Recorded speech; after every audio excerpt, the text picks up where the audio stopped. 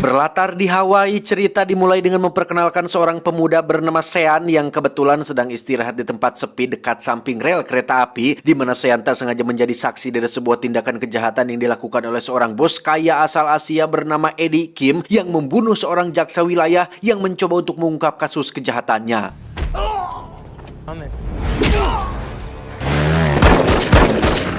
Sial bagi Sean, dia harus ketahuan sebagai saksi mata yang pastinya akan menjadi buruan di anak buah si Eddie Kim ini. Yang benar saja, ketika Sean sedang berada di rumah tepat saat menonton berita mengenai kematian si jaksa wilayah, muncullah beberapa anak buah si Eddie Kim yang bermaksud untuk membunuhnya. Tapi tiba-tiba muncullah seorang agen FBI yang pastinya sudah tidak asing lagi di mata teman-teman semua, yakni Nick Fury. Tapi di sini dia bernama Flynn dan bukan untuk merekrut Sean untuk gabung Avengers, melainkan untuk melindunginya sebagai saksi kunci atas pembunuhan yang telah dilakukan oleh si Eddie Kim.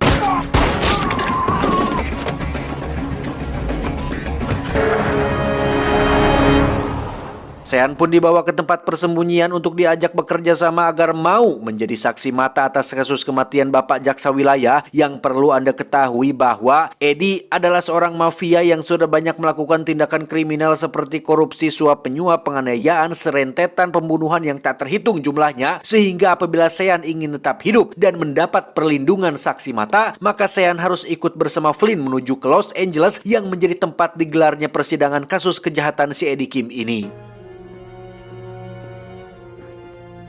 Dan inilah Snake on a Plane. Loh, emang iya? Beralih ke Bandara Hawaii yang akan menjadi titik awal petualangannya terbang ke LA. Di situ ada calon penumpang bernama, kita panggil saja si rapper, yang tengah dikeributi oleh ciwai-ciwai yang ingin meminta uang dan tanda tangan. Kemudian ada calon penumpang lain yang merupakan pasangan kekasih, yang si pria merupakan salah satu orang yang fobia ketinggian, dan seorang wanita bernama Mercedes tidak pakai Benz bersama dengan anjingnya yang juga akan ikut dalam penerbangan terakhir di hari ini. Alright, look, we gotta make sure we got some more of that. Tak hanya para penumpang, kita pun akan diperkenalkan pada seorang pramugari bernama Claire yang kebetulan sedang berulang tahun dan akan ikut dalam penerbangan malam ini, di mana sang kapten pilot baru saja mendapat informasi bahwa semua penumpang kelas utama dan bisnis harus dipindahkan ke kelas ekonomi, sehingga hal itu menjadi beban tersendiri bagi Claire yang harus menyampaikan informasi tersebut secara langsung kepada para penumpang, yang pastinya tidak semua orang akan bisa menerima keputusan tersebut.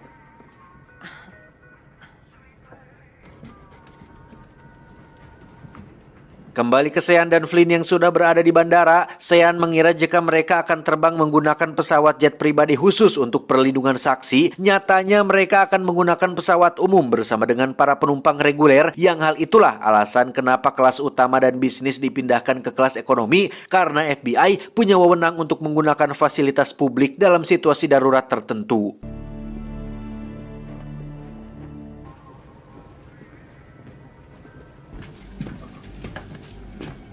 Beralih ke kediaman si Eddie Kim tepat saat ada pengacaranya yang datang untuk bertanya mengenai rencana jahatnya untuk mencegah Sean mencapai LA dan menjadi saksi mata dalam persidangannya, di mana Eddie rupanya memiliki akses dan jaringan yang cukup kuat, yang hal itu terbukti saat ada salah satu anak buahnya menyamar sebagai petugas bandara dan memberitahukan tentang pesawat mana yang akan dipakai oleh si Sean, di mana rencana Eddie untuk mencegah Sean pergi ke LA terbilang sangat out of the box dan anti mainstream, karena bukan dengan cara membajak pesawatnya, bukan juga dengan meletakkan bom untuk meledakkan semua penumpang di dalamnya, melainkan dengan cara menggunakan sejumlah ular ganas yang disemprot dengan zat feromon yang akan membuat ular-ular tersebut semakin liar dan ganas dan beragresif berlebihan hingga sanggup untuk membunuh semua penumpang yang ada di dalam pesawat tersebut.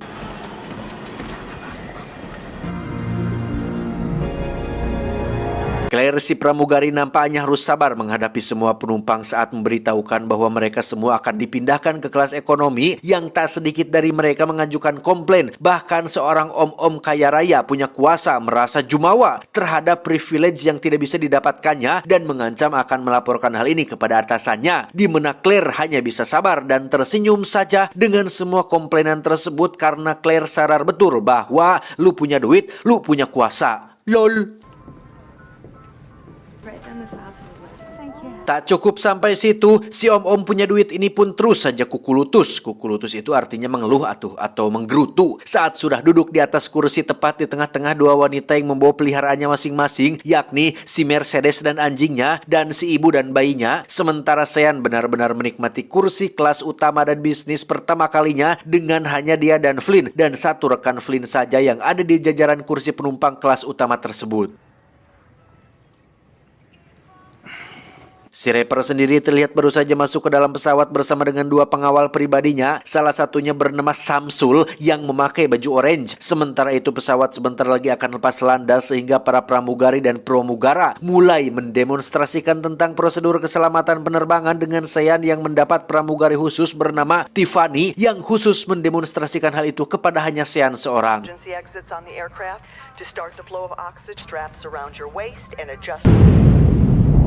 Ketika pesawat sudah lepas landas, mereka semua terlihat masih baik-baik saja. Mercedes bersama anjingnya pindah tempat duduk ke dekat si rapper yang mencoba menggodanya. Flynn menemui Claire untuk sekedar tegur sapa, sementara seorang pramugara terlihat so asik dengan salah satu penumpang yang merupakan seorang fighter yang kebetulan baru saja mengikuti turnamen. Tanpa semua orang sadari, penerbangan yang sekilas nampak baik-baik saja ini pun seketika akan berubah menjadi mimpi buruk tatkala semua ular yang ada di dalam kotak peti akhirnya keluar tepat saat pengatur waktunya habis, sehingga dari sinilah adrenalin sesungguhnya akan dimulai.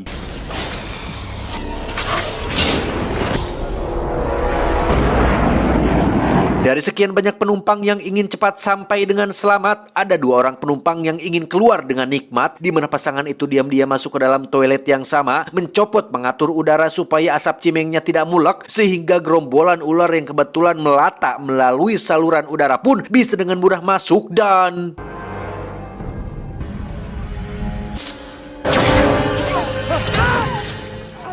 Tak hanya pasangan maksiat saja yang jadi korbannya, seorang penumpang yang sedang pipis di toilet pun benar-benar apes saat seekor ular menggigitnya tepat di batang persenelingnya. Bahkan sebagian dari mereka merusak perkabelan yang merusak sistem avionik elektronik pesawat ini.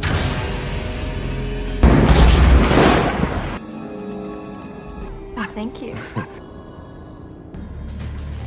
Kapten pun meminta co-pilotnya untuk memeriksa ke bawah kokpit, takutnya ada kabel yang copot atau putus. Yang ketika beliau sedang memeriksa, tiba-tiba...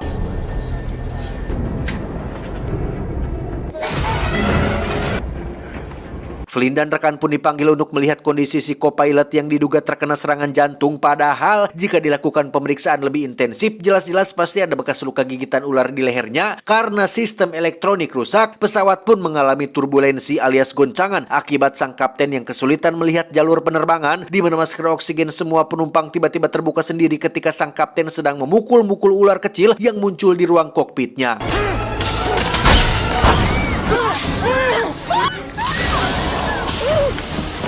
Dari sini, atmosfer ketegangan pun mulai terasa ketika seisi pesawat dibuat keos oleh para ular yang ganas ini, di mana tempat paling aman selain kelas utama adalah ruangan penumpang paling depan, sehingga semua penumpang yang sedang panik pun berbondong-bondong pergi ke depan. Yang momen ini cukup memakan banyak korban karena selain ada yang tewas terinjak-injak, beberapa penumpang tak bisa lolos dari serangan para ular, seperti satu pengawal si rapper yang digigit di bagian pantat, Mercedes yang tak sengaja jatuh pingsan, dan si Flynn yang turun untuk membantu dengan menyetrum para ular menggunakan stun gun yang sudah dibawanya.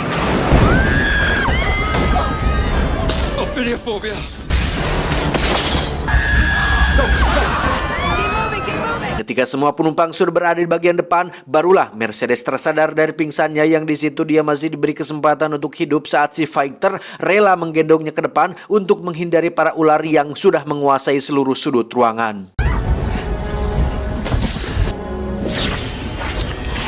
Satu pramugari kolot pun tak sengaja mendengar suara tangisan bayi sehingga beliau nekat pergi sendirian, yang ternyata ada si ibu muda yang baru siuman dan meninggalkan bayinya sendirian tengah bermain bersama dengan seekor ular, sehingga nenek pramugari ini pun rela terkena gigitan demi menyelamatkan si ibu muda dan bayinya tersebut.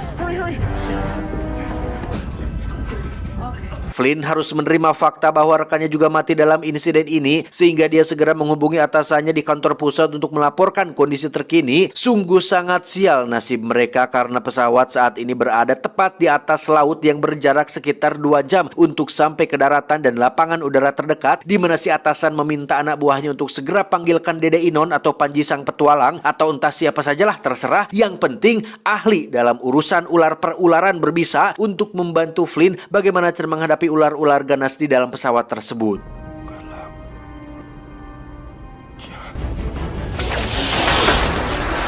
Sean yang jadi target utama rencana ini meminta untuk turun demi bisa membantu para penumpang, namun Flynn dengan tegas melarangnya untuk jangan berbuat apa-apa, diam di sini dan jangan banyak tingkah. Sementara di bawah, si pengawal yang terkena gigitan di bagian pantat pun sempat akan disedot darahnya oleh seorang pramugara yang ternyata astagfirullah, seorang penyuka sesama yang nampak bersemangat untuk melakukannya. Namun si pengawal tentu saja najis teuing, bujur saya harus dikenyot oleh kaum Sodom. Ada seorang anak kecil yang juga digigit, tapi di bagian tangan, si ibu muda yang merupakan orang medis pun akhirnya tergerak untuk menolong dengan meminta diambilkan minyak zaitun dan jarum kecos, kemudian menyedot darah si anak kecil untuk mengeluarkan bisanya, yang momen itu langsung membuat si pengawal ingin segera diobati, termasuk si Samsul yang ngaku-ngaku digigit juga. I got bit too. Tak lama setelah ahli ular berhasil ditemukan, Flynn pun diberitahu bahwa kemungkinan besar para ular-ular itu telah diberi zat feromon yang membuat ular-ular ini bertindak agresif secara berlebihan, yang untuk mengatasi gigitan ular tidak bisa sembarangan memakai anti racun secara salah-salan karena justru akan membunuh si korban, sehingga mereka perlu mengetahui jenis ular apa yang menggigit, sedangkan Flynn sendiri hanya bisa mengenali 2 jenis ular saja, yaitu ular kobra dan orayulang saja.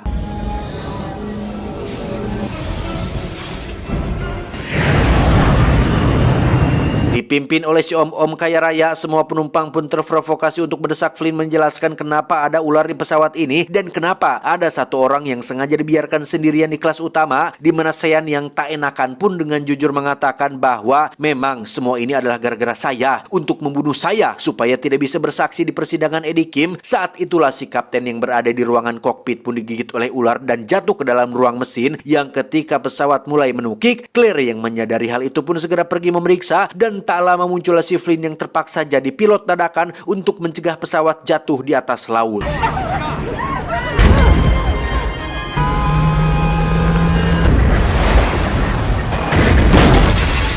Akibatnya, barang-barang yang dijadikan pembatas pun berjatuhan yang membuat para ular berhasil masuk ke depan, yang ketika mereka semua sedang berbondong-bondong naik ke kelas utama yang ada di atas, muncullah seekor ular piton berukuran raksasa yang membuat mereka semakin panik dan jatuh akibat tangga yang rusak. Disinilah riwayat si om-om kaya raya akhirnya tamat ketika duit yang dia punya tidak bisa menjamin keselamatannya dalam musibah seperti ini, yang setelah tega mengorbankan anjing milik Mercedes, si om pun tewas dililit dan dilahap oleh ular piton besar tersebut.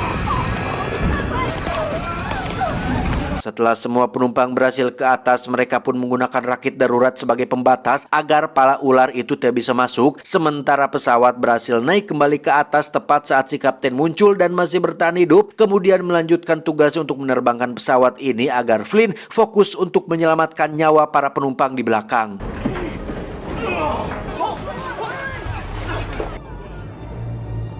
Saat situasi sudah tenang, muncul kembali masalah saat generator udara tidak menyala yang mengakibatkan oksigen menipis dan panas luar biasa, yang seperti kita tahu, hareudang akibat panas bisa menyebabkan emosi menjadi naik, yang hal itu dialami oleh si rapper yang mendadak adat-adatan dan menyerang semua orang, bahkan sempat mengambil pistol milik Flynn. Namun Samsul sang pengawal berhasil menenangkannya dan menyuruhnya untuk duduk karena Flynn berjanji akan segera memperbaiki generator udaranya.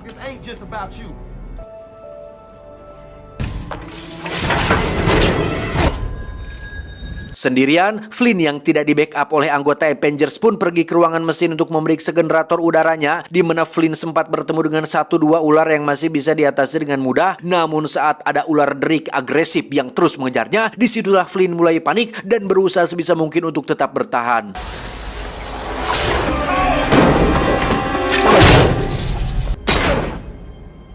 Tepat Tepat di saat bersamaan, atasan Flynn dan si ahli ular berbisa pun tiba di kediaman orang yang sudah mensuplai semua ular-ular di dalam pesawat ini, di mana mereka menginterogasi orang itu untuk mau mengatakan dari mana dia mendapatkan ularnya, apa saja jenis ularnya, dan siapa yang telah menyuruhnya. Yang setelah semua jawaban sudah didapatkan, si atasan pun menyuruh bawahannya untuk segera tangkap dan gerbek rumah si Eddie Kim, serta siapkan beberapa anti racun sesuai yang disebutkan untuk menyambut para penumpang yang sudah tergigit agar bisa langsung ditangani sebelum terlambat.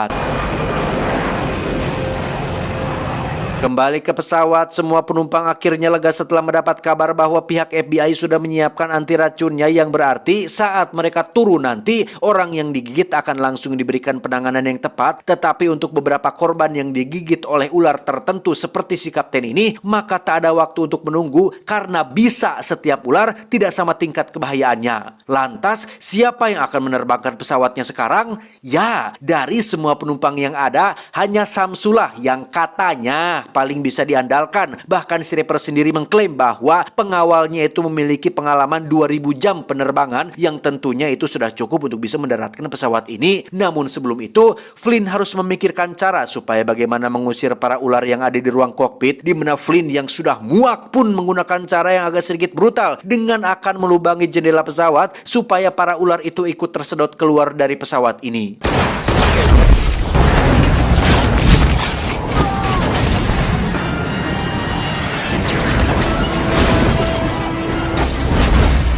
Setelah ruang kokpit bersih dan para penumpang berhasil bertahan berkat sabuk pengaman, kini giliran Samsul yang akan beraksi untuk mendaratkan pesawatnya, di mana Flynn dan pemandu lalu lintas penerbangan akan sangat dibuat terkejut saat mengetahui jika Samsul tidak benar-benar memiliki pengalaman dalam menerbangkan pesawat, karena selama ini dia hanya bermain plane simulator di dalam video game, itu pun PlayStation 2. Namun karena tak punya siapa-siapa lagi yang bisa diandalkan, Flynn pun hanya bisa berdoa agar Samsul bisa mendaratkan pesawat ini dengan baik tanpa perlu tombol reset seperti dalam video game.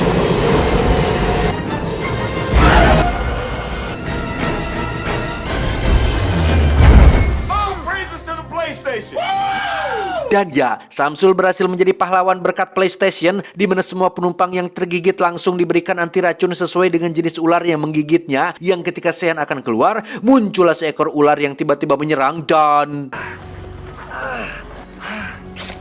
Ya, Sean sudah memakai rompi anti peluru yang sebelumnya sudah dipersiapkan, di mana ketegangan ini akhirnya berakhir dengan Sean yang dihampiri oleh Stephanie, sang pramugari. Tamat, ending yang cukup mengoraikan. Pesan yang bisa kita ambil dari film ini adalah anak panah bisa terbang di udara tanpa meninggalkan jejak, tapi pikiran buruk meninggalkan jejak seperti ular.